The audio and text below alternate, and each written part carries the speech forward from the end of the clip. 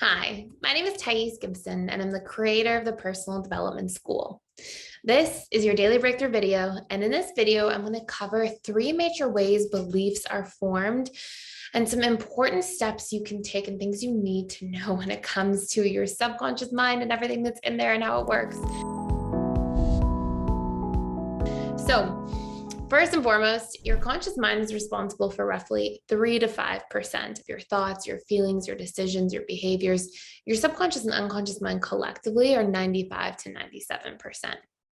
One of the major differences between the subconscious mind and unconscious mind is the subconscious mind basically is a storehouse of information that is retrievable, well, conscious. Your unconscious mind, it's a lot more difficult to retrieve information from. And that's just one, early way to pay attention to some of the differences. There's a lot more to some of it than that, but that's a really good thing just for people who have a lot of questions about that in general. Now, as we go through life, we basically build out the storehouse in our subconscious mind. And essentially, our subconscious mind pretty much holds on to everything.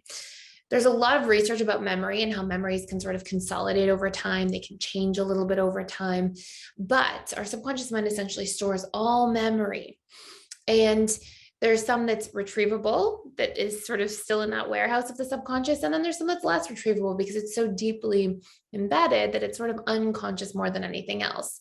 Our unconscious also has a much greater relationship to other parts of how we live, how we breathe, sort of the day-to-day functions that are connected to our autonomic nervous system. But things you need to know that really affect you in terms of like how I live my life. Well, one of the first things is that the conscious mind can't outwill or overpower the subconscious mind. So whatever your programs, whatever your patterns are, you are likely to keep repeating them, even though your conscious mind may want otherwise. So for people who feel stuck on New Year's resolutions, people who feel stuck just in different arenas of their life at different times, feeling like, oh my gosh, I keep procrastinating, I keep self-sabotaging, I keep doing all these things, what's going on? A lot of the time, what's taking place is your subconscious mind has belief patterns or perhaps needs that are pulling you in a different direction than what your conscious mind intends.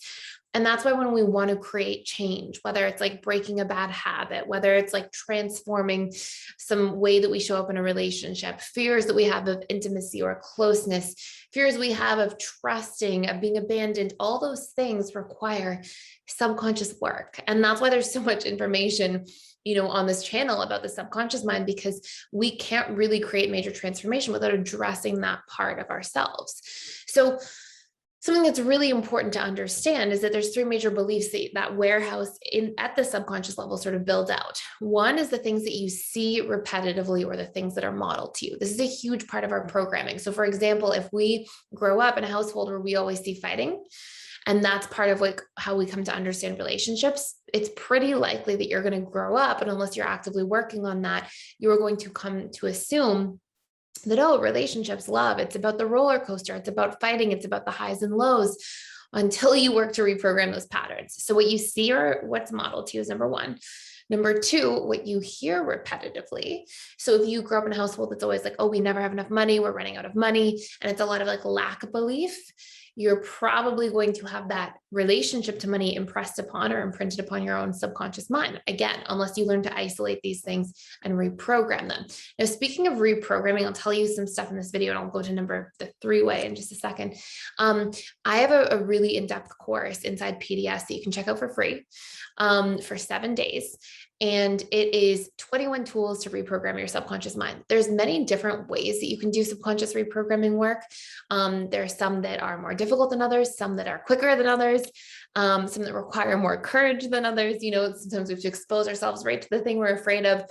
But some major principles that you should know is that the subconscious is programmed through repetition plus emotion.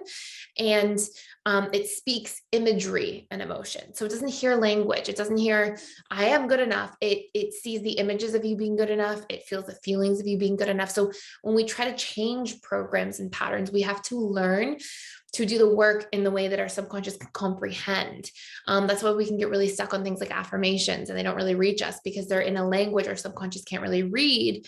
And when we're trying to change a belief through affirmations, that belief is not a conscious belief, it's a subconscious belief, it's a program.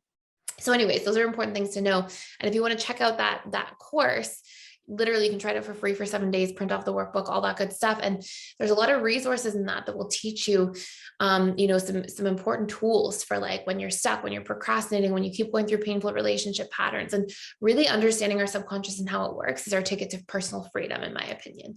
So anyways, the third major way that we get beliefs and that they're formed are through our own firsthand experiences. So a lot of it has to do with the interpretations we make around those firsthand experiences. Let's say, for example, that you get bullied on the playground as a child. You may go, okay, well, I feel unsafe around people and people don't like me. And those may be belief patterns you acquire as a result of the repeated experiences you were exposed to that elicited an emotional response, which is essentially the firing and wiring of neural pathways that strengthen over time. The more that they get reinforced, the more that repetition is there, and that require an opposing force operating under the same principles to change or transform, like you feeling liked over and over again, seeing how you're likable, feeling liked, feeling likable, feeling like you are praised or connected to other people, these sorts of things. And the repetition of that is as old patterns die off, if we're not exposed to the bullying on the playground anymore, that's how we strengthen new neural pathways, new belief patterns are formed, new perceptions are formed, and they're reinforced as these old pathways and parts of ourselves atrophy over time. And so when we want to create change, we have to do that. And what that course will take you through as well, just on a side note, and the approach you really want to take is like, you need to first, if we want to get unstuck in our lives in any area, whether it's career, financial, mental, emotional, physical, spiritual, or any type of relationship, what we first have to be able to do is figure out, what are those limiting beliefs? What are those patterns? What are those unmet needs? What are those programs that are limiting me? And when we can really isolate what they are and figure that out, then there's really simple steps that you can use to plug into reprogramming work. And that's the transformation. And that's how we remove glass ceilings from our lives. That's how we keep breaking through, growing, expanding. And it's very important work to do. Maybe some of the most important work we can ever do, because through doing that, all the different types of changes can take place. So anyways, this is just a high level, a little bit more about the subconscious for today. Let me know anything else you want to see or learn about this. Thank you so much for being here and for watching. Please like, share, and subscribe if you haven't yet to this channel, and I will see you in the next video.